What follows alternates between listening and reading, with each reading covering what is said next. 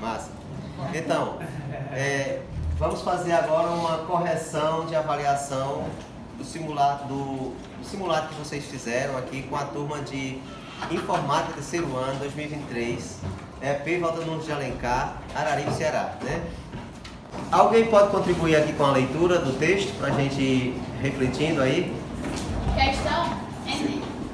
Vemos que toda cidade é uma espécie de comunidade e toda comunidade se forma com vistas a um bem, pois todas as ações de todos os homens são praticadas com vistas ao que lhe parece um bem. Se todas as comunidades visam algum bem, é evidente que a mais importante de todas elas, e que inclui todas as outras, tem mais que todas esse objetivo e visa ao mais importante de todos os bens. Aristóteles. Pronto, então a gente vai ver aqui que o conceito bem, comunidade, cidade, se repete bastante nesse texto. Aristóteles ele fala de vários temas, desde a política, a lógica, a metafísica, a biologia. Aristóteles foi um filósofo assim, para a sua época, quase que completo, né? Então, quem aqui assinalou a resposta à alternativa A? Não lembro qual que eu acho que eu marquei ética e política, mas não foi porque eu entendi algum contexto, eu achei muito confuso. Mas foi porque eu lembrei do senhor falando sobre eudaimonia. Massa! Olha aí, você lembrou de uma aula, né, que a gente falou de eudaimonia, que é um tema puramente aristotélico, né?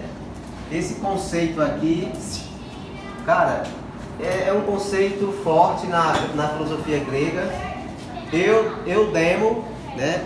Quer dizer, eudaimonia é um espírito, né, de felicidade, da justiça, do equilíbrio, tá? Em Aristóteles.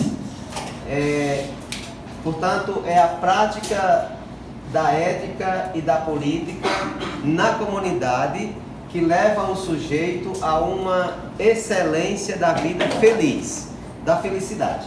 Eudaimonia, portanto, em Aristóteles, na sua ética, a Nicômaco, significa a ética a Nicômaco, um livro que ele escreveu ao seu filho, em homenagem também ao pai, traz o conceito eudaimonia como a excelência de uma vida feliz do homem justo, ético, na cidade, na comunidade.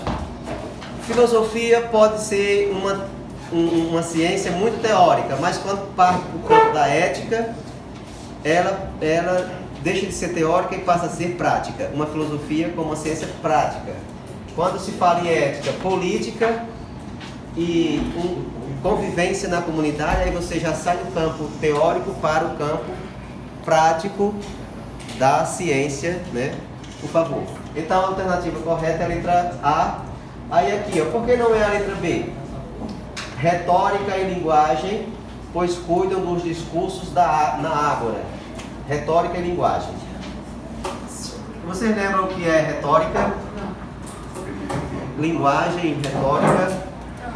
Tem os sofistas. Os sofistas é a arte de convencer, é a arte de persuadir, de argumentar. O texto não fala nada de arte de convencer, não fala dos sofistas. A metafísica e ontologia são conceitos aristotélicos também, porém não diz respeito ao texto. Isso aqui é teoria do conhecimento, tá? Ou epistemologia, porém não está se referindo ao texto. Botelíssimo. O que é ontologia? Pronto, metafísica e ontologia, as duas coisas são semelhantes. Ontologia é um termo que se refere ao ser, a busca do ser na sua essência, que seria a filosofia primeira, que se pergunta pela origem do ser, né? A origem da vida, do universo, a origem das coisas. E a metafísica também é isso. A filosofia que se preocupa em estudar o ser, as coisas para além das aparências. Entendeu? Então, metafísica para além do físico. Ontologia, estudo do ser. Onto, ser. Logia, estudo do ser. Tá bom? Então, democracia e sociedade. Essa questão aqui, essa alternativa é como que fosse uma casca de banana. Porque aqui fala de sociedade, de comunidade, né? Fala de uma vida boa, de E uma também tal. diz o mais importante dos lugares. E na última frase ele fala. Porém aqui, democracia e sociedade é um conceito ainda muito aberto, amplo. Não diz respeito propriamente a Aristóteles. Pode estar se referindo a uma filosofia grega de Atenas, de modo muito geral, né? Certo? Então, a mais correta, ou a correta é a letra A. Geração e corrupção, não é, porque isso é muito atual e é também do período da physis pré-socrático, né? Geração e corrupção pode ser moderno hoje, a corrupção moderna. A physis é um conceito metafísico, antes de Sócrates, né? Pronto, passa aí por favor, meu filho, para a próxima. Quem contribui aqui com a leitura? Pronto. Vai lá, Enem. Sem dúvida, os sons da voz, fone. Vai lá, continue. Exprimem a dor e o prazer. Também a encontramos nos animais em geral. Sua natureza nos permite somente sentir a dor e o prazer e o manifestar-lhes entre si. Mas o logos é feito para exprimir o justo e injusto. Este é o caráter distintivo do homem face a todos os outros animais. Só ele percebe o bem e o mal, justo e o injusto. E os outros valores é a posse comum desses valores que fazem a família e a cidade.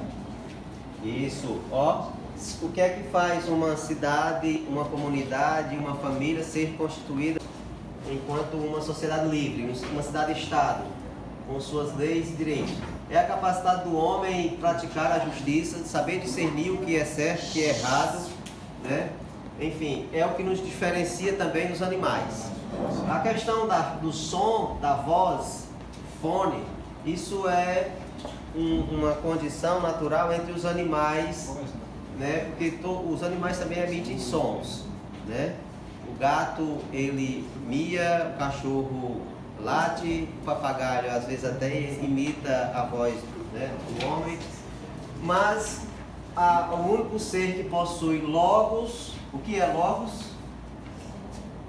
Logos existe. Logos quer dizer palavra no sentido mais próprio, né, do conceito, que é razão, linguagem, mais do que som e voz, mas linguagem, lógica, verbo, certo? Então essa palavra logos em grego significa a criação, o poder de criação, né, da razão humana, que lá São João no Evangelho atribuiu a Jesus, e o verbo se fez carne e habitou entre nós, que é o verbo, quer dizer, logos, verbo, palavra, razão, mesma coisa, certo? É essa palavra que nos faz sermos diferenciados, diferentes dos outros animais. Não que nós somos melhores que os outros animais, do que a natureza selvagem e tal, não. Nós, digamos que nós podemos ser o quê? A mente pensante do universo, certo? Nós somos a inteligência do cosmo, do universo. E cosmo é um conceito muito também grego, né? Sendo que nós não somos separados dos outros seres vivos. Nós somos sequência, nós somos uma unidade com a totalidade do universo, do ser, de todos os seres vivos, entendeu? Nós, seres humanos, não é porque estamos assim, criando com uma tecnologia toda avançada que somos superiores, não. Nós somos apenas consequência, né, de uma criação, de uma evolução, pode ser. Ou criação para quem... Então, para o autor, a característica que define o ser humano é o logos. Olha lá. O que é o logos? Que consiste na letra A, evolução espiritual da alma. Se a gente for partir de um conceito teológico cristão, a gente vai dizer que sim, logos quer dizer evolução espiritual e tal, mas isso não tem a ver, não está aqui no contexto. Então, se a gente for para a letra B, a apreensão gradual da verdade? Não, porque o Logos, claro, pela razão, busca conhecer a verdade, mas é muito mais do que isso, né? A verdade, ela é uma busca constante, permanente, mas ela ainda não é uma resposta cheia, completa, que pode dizer assim, puxa, vai ser essa, certo? Ela não está totalmente errada, mas não é bem a correta. Segurança material do indivíduo, tampouco não é essa, né? A letra D, capacidade racional de discernir. O que é que vocês acham dessa? O que é que vocês pensam? Capacidade racional de discernir, o Logos, isso é o que define o Logos em nós, nos dá a capacidade de discernir entre o quê? Como está no contexto aqui o bem e o mal, o justo e o injusto, né? Pronto. Possibilidade eventual de transcender? Não.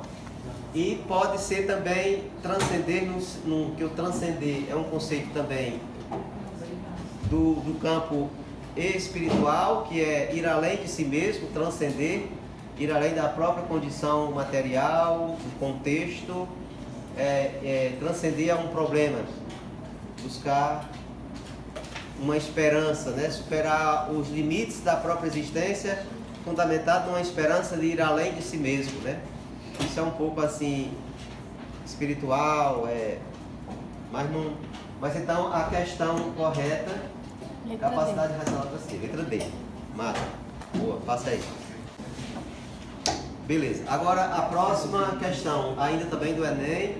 Quem pode contribuir com a leitura? Quando soube daquele oráculo, pus-me a refletir assim: que quererá dizer o Deus? Que sentido oculto pôs a resposta? Eu cá não tenho consciência de ser nem muito sábio, nem pouco. Que quererá ele então significar declarando-me o mais sábio? Naturalmente, não está mentindo, porque isso lhe é impossível. Por longo tempo fiquei nessa incerteza sobre o sentido. Por fim, muito contra o meu gosto, decidi-me por uma investigação e passo a estudo. Isso.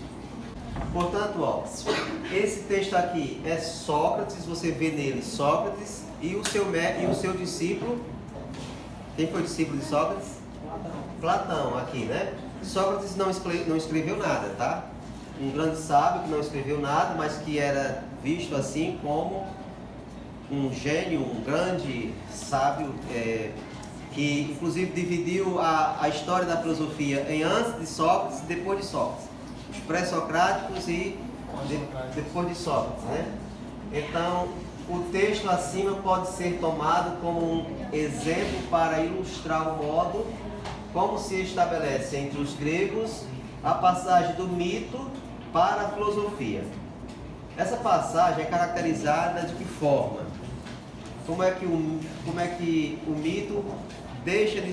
Como é que a sociedade grega supera essa etapa de interpretar os fenômenos do mundo, da natureza, numa narrativa mitológica, para agora ter uma abordagem mais filosófica, crítica, racional. Quando isso acontece, não é? Então, essa passagem se caracteriza de que forma? Letra A. Pela transição de um tipo de conhecimento racional para um conhecimento centrado na fabulação. Aqui é o contrário, né? É como que está dizendo assim, é o contrário do que seria a resposta correta, certo? A razão não vai deixar de ser razão para agora ser uma fabulação. O que é fabulação? Fábulas. Coisa imaginária. Imaginárias, sim, isso. Né? No campo da imaginação, da poesia, né? Das narrativas gregas, das tragédias, e aí os mitos, os deuses e tal. Portanto, não é a letra A, pela própria questão. Então, letra B. Pela dedicação dos filósofos em resolver as incertezas por meio da razão. pela dedicação dos filósofos, né, em resolver as incertezas públicas. Então, os filósofos gregos, pensadores gregos, que não eram necessariamente de origem grega, eles eram de outras ilhas, né, mas eram assim. A filosofia é grega, porém os filósofos nem todos são gregos, certo?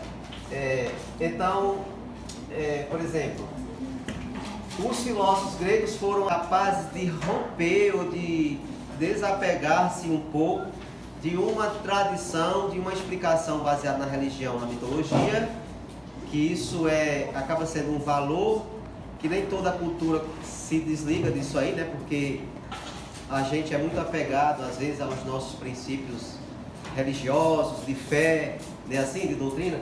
Mas os gregos, eles não tinham muito apego a essas coisas. Então eles romperam com a tradição, com o mito, com as fabulações para buscar explicações na razão, logos e assim por diante.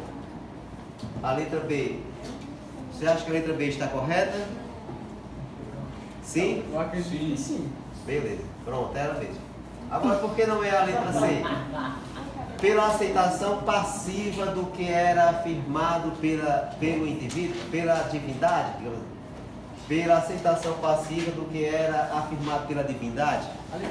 Ó, eu acho que o que fez os gregos filosofarem foi não estarem apegados a uma obediência cega ao que os oráculos, os deuses falavam, né? Tipo assim, né? Eles conseguiram fazer uma ruptura aí, né? Aí no final do texto ele fala, decidi-me por uma investigação que passou a expor. Ele está dizendo que foi investigar o que foi dito. Isso. Por um acerto cada vez maior do valor conferido ao discurso de cunho religioso, também não. Pelo ateísmo radical dos pensadores gregos, sendo Sócrates, inclusive, condenado por isso, né? Sócrates pode ter sido condenado por negar a existência de alguns deuses, e até um pouco aí de ateísmo, mas não é isso que a questão está nos pedindo, né? Certo? Portanto, é a alternativa B. Dedicação dos filósofos em resolver as incertezas por meio da razão. Só filosofando um pouquinho, né? As igrejas católica e algumas igrejas protestantes, elas fazem filosofia e teologia. Algumas nem fazem nenhuma nem a outra, só lê a Bíblia. E tem uma boa retórica, uma boa argumentação, o poder de convencer, e aí ele já se torna pastor, né? Com todo respeito, assim. Mas o fato é que é necessário termos consciência crítica, racional da realidade, para poder fundamentar a nossa fé. Então a razão e a teologia, já disse o Papa João Paulo II, são duas asas que nos levam a Deus, entendeu? Então é necessário ter razão, ter fé e não se alienar por discursos muito apelativos, né, para o emocional, tá entendendo? Sócrates criou um método de investigação do conhecimento, por intermédio da ideia de trazer o conhecimento à luz, por meio de sucessivas questões para chegar à verdade. Esse caminho usado por Sócrates era um verdadeiro parto, em que ele induzia os seus discípulos a praticarem mentalmente a busca da verdade útil. O princípio da filosofia de Sócrates estava na frase: conhece-te a ti mesmo. Antes de lançar-se em busca de qualquer verdade, o homem deve analisar-se e reconhecer a própria ignorância. Sócrates inicia sua discussão e conduz seu interlocutor a tal reconhecimento, por meio do diálogo, que é a primeira fase do seu método em busca da verdade. O método socrático de busca do conhecimento é denominado de letra A, escolástica, letra B, maiêutica, letra C, patrística, letra D, contratualismo ou letra E, empirismo. Beleza. Aqui você já foi direto às questões. Qual é a alternativa que você acha a mais adequada no pensamento, dentro dos conceitos socráticos, do seu método? Para qualquer um responder? Sim, diga. A letra B. Eu me lembro no ano passado de ter falado alguma coisa sobre maiêutica, que era um negócio que você parir. Massa, isso, ótimo. Olha aí, boa lembrança, lembrou bem. Então é isso, maiêutica, viu? Maiêutica.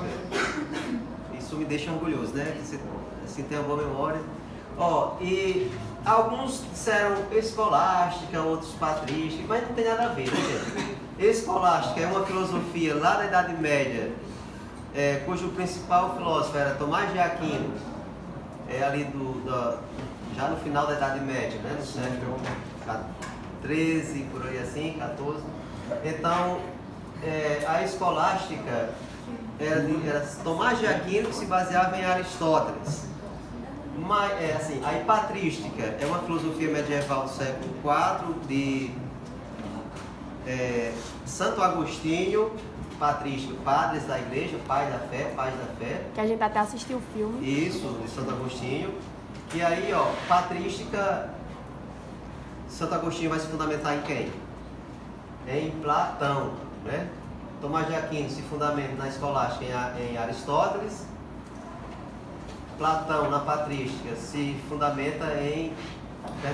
Santo Agostinho, na patrística, se fundamenta em Platão. E o contratualismo, gente, que filosofia é essa? Do iluminismo. O negócio aqui a gente vai se encontrar. Do iluminismo, muito bem, que tem a ver com o contrato, né? Tipo assim, o povo faz um contrato com o rei, com o governo, um soberano.